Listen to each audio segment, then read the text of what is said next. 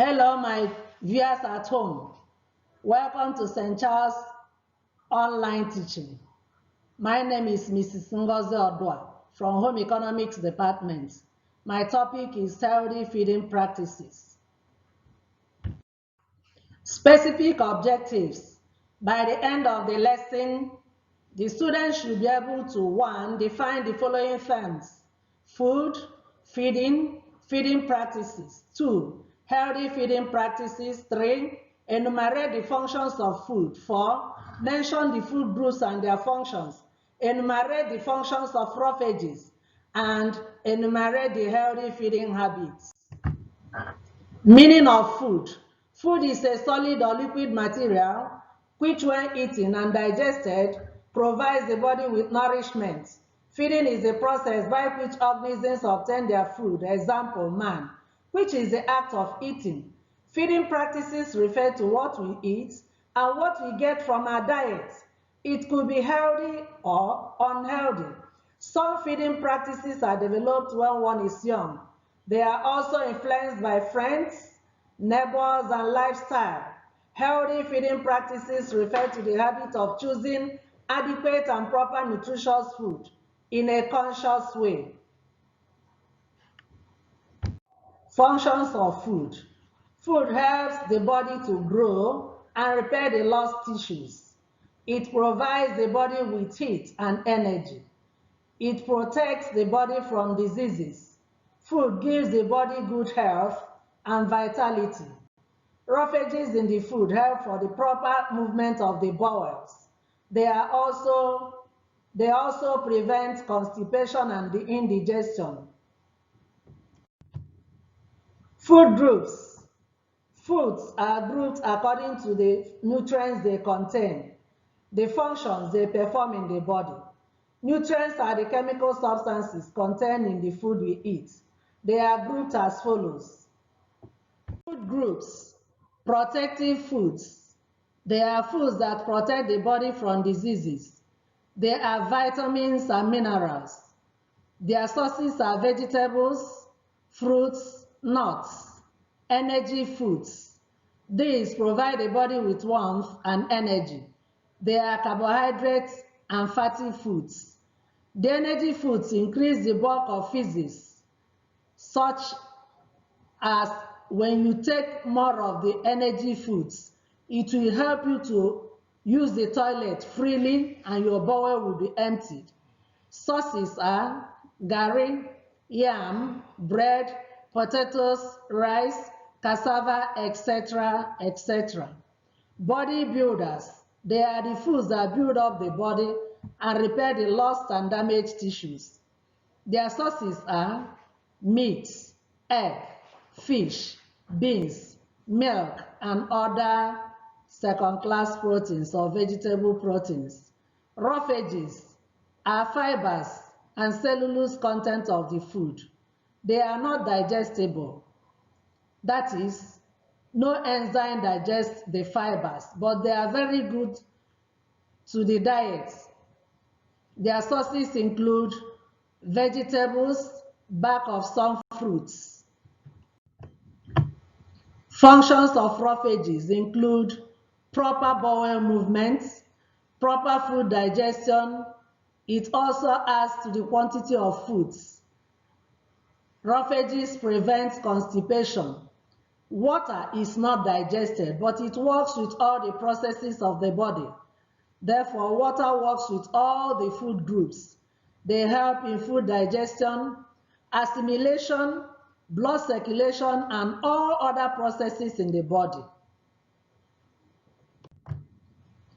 Healthy feeding habits or healthy eating practices. These refer to the habit or practice of choosing adequate and proper nutritious food in a conscious way. Healthy feeding practices include washing your hands before and after eating, eating adequate food, which will contain all the nutrients. Chew your food well before swallowing. Eat foods that are in season. Avoid eating late. Avoid eating junk food. Do not talk with food in your mouth. Do not eat food in a hurry. Always cook and eat in a clean environment with clean tools and equipment. Do not overeat, as this will cause illness. Do not overcook or undercook your food. Take adequate amount of water and exercise. Always include raw veggies in your food by eating a lot of fruits and vegetables. There are benefits of healthy feeding habits. These include healthy feeding practices prevents one from always getting sick. There is proper growth and development. It helps one to work healthier and better. It also prevents one from early aging. It provides all nourished and well-nourished body that can withstand stress. Effects of unhealthy feeding practices or habits. The body will not develop properly. This may lead to malnutrition. The body will be easily attacked by diseases such as stomach ache. There will be poor functioning of the body. Example, weak bones, tiredness, and headache. It will also affect the person's work output. Overeating and junk foods cause obesity. Adequate meals or adequate diets. This is defined as the meals that contain food nutrients from each of the food groups in the right proportion. For one to say that this meal or this diet is adequate, there are factors one should consider. Example, the age group for which the food is meant for, whether the people that will eat the food are infants, adolescents, school-age children, the aged, or the sick people. You have to consider them. Then the health status, the working status, the time of the day. Monotony must be avoided. Why? Because when we talk about monotony, we are talking about eating the same type of food. For example, some people will come in the morning, depending on what they are doing, they will eat something like fufu with soup. In the afternoon, they will boil yam. And then in the evening, they will repeat fufu, something like garri with soup again. This is monotonous. And some make it a point of duty that every night they will fry plantain. Frying plantain from Monday to Sunday is monotonous. So there should be varieties because monotony kills appetite. The meals for each day are breakfast, morning meal, lunch, afternoon, supper, evening meal. Meal for each day. Snacks are refreshments served in between meals when desired. Course is a part of a meal. Each meal is served in courses. Example, 2-course meal or 3-course meal. 2-course meal is made up of 2 dishes. 3-course meal is made up of 3 dishes, etc., etc. And in a 3-course meal, there are 1. Appetizer, 2. Main meal, 3. Dessert or sweets. Meal for each day. Appetizer is usually a fruit juice which stimulates the appetite and supplies vitamins to the body. Main meal or the entry is the protein dish which supplies the body with energy, carbohydrates, while the soup supplies protein, raw veggies, minerals, vitamins, and oil. Example, beef, fish, vegetable soup with pounded yam. Sweet or entry, it could be cake, tea, pudding, or meal prepared with sugar. For a meal to be adequate, all the nutritive contents of all the courses must be included for people of different ages. That is, it must contain all the nutrients, the proteins, the vitamins, the minerals, fats and oil, water. Etiquette of feeding. Etiquette of feeding are the table manners that are observed while eating. They are: avoid rushing to the table for food. Allow other persons to sit before you. Sit upright, that is, sit upright at the table. Do not allow your body to touch the table. Do not hurry over food. Do not rearrange the plates set on the table. Do not talk with food in your mouth.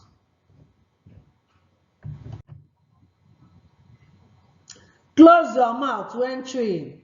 Never use the knife to put food in your mouth.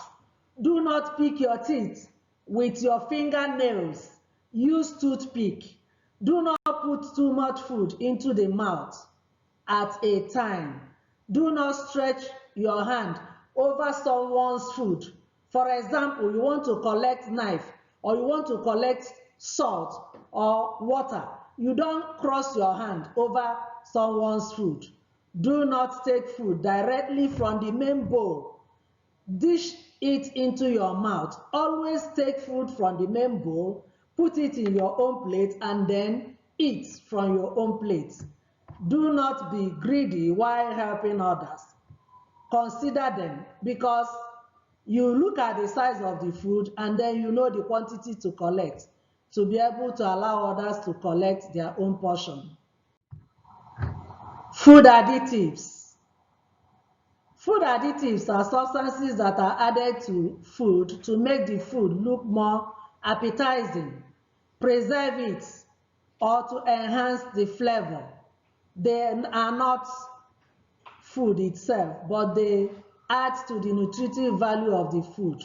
Some of them may be edible, some may be non-edible. Some are natural or artificial substances. Uses of food additives.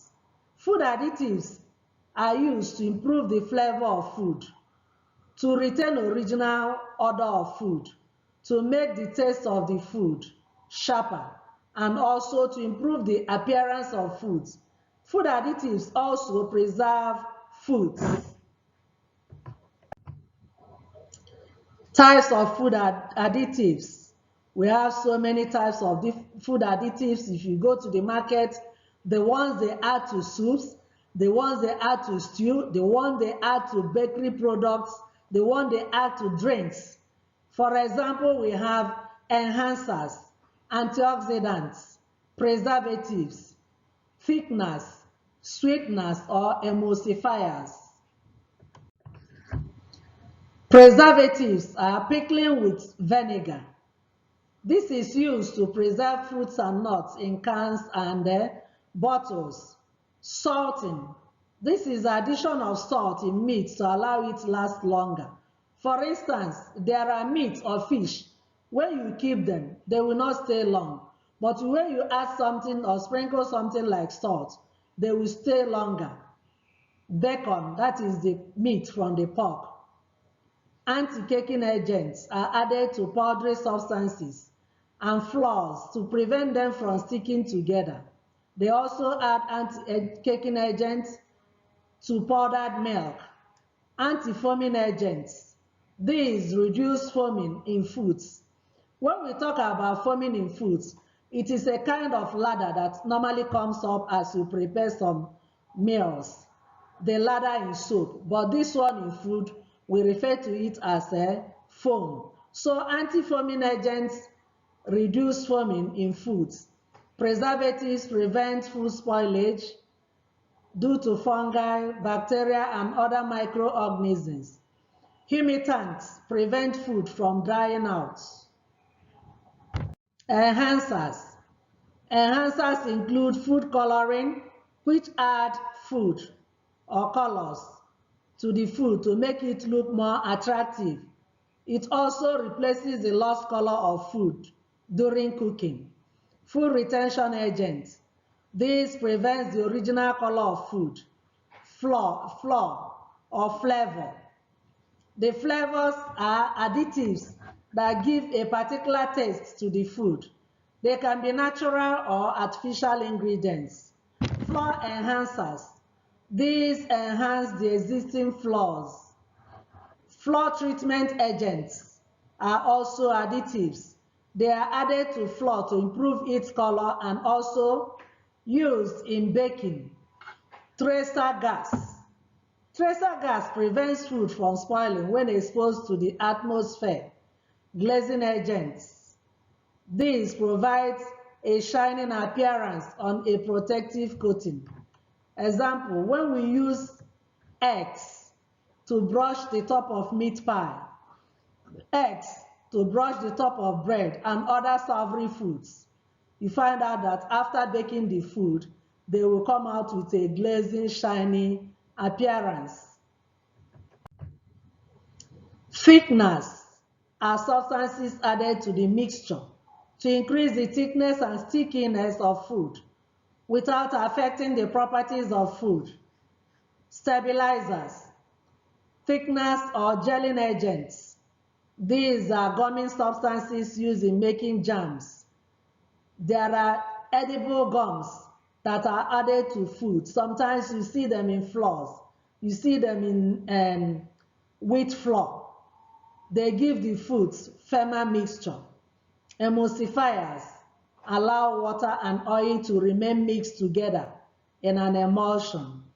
Example, mayonnaise, the ones we use for making our vegetable salads, the ice cream, the salad cream, and also milk.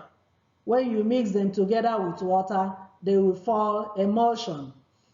Antioxidants, these are preservatives that prevent the effect of oxygen on food. For example, vitamin C, which is good to the health. When you add antioxidants, it will prevent it and protect it. Acids like vinegar, citric acid, and added to foods to make their taste sharper.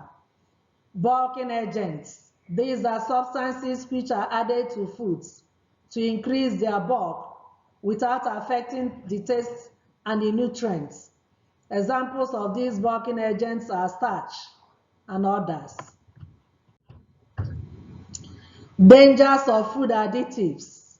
Despite the fact that these food additives, some of them preserve our food, some of them protect it, some of them kill microorganisms and other germs, some of them give color retention, some of them add flavors. They have their limitations. So these dangers of food additives, as we always say that additives are substances added to food in small quantity to improve, suppress, enhance the preservative appearance of that food. It may not be dangerous, but constant consumption can cause ill health. The manufacturers and processors may not have bad intentions while using additives, but additives harms consumers gradually. Some of them are silent killers. Now, we have come to the end of this lesson. Healthy feeding habits or healthy eating habits. These questions should be answered as evaluation. 1. Define food. Define feeding. Define practices and healthy feeding practices. What are the functions of food? Enumerate them. What are the food groups, functions, and their sources? Enumerate the functions of roughages. What are the healthy feeding habits? You can reach me through my WhatsApp number 080-644-73762.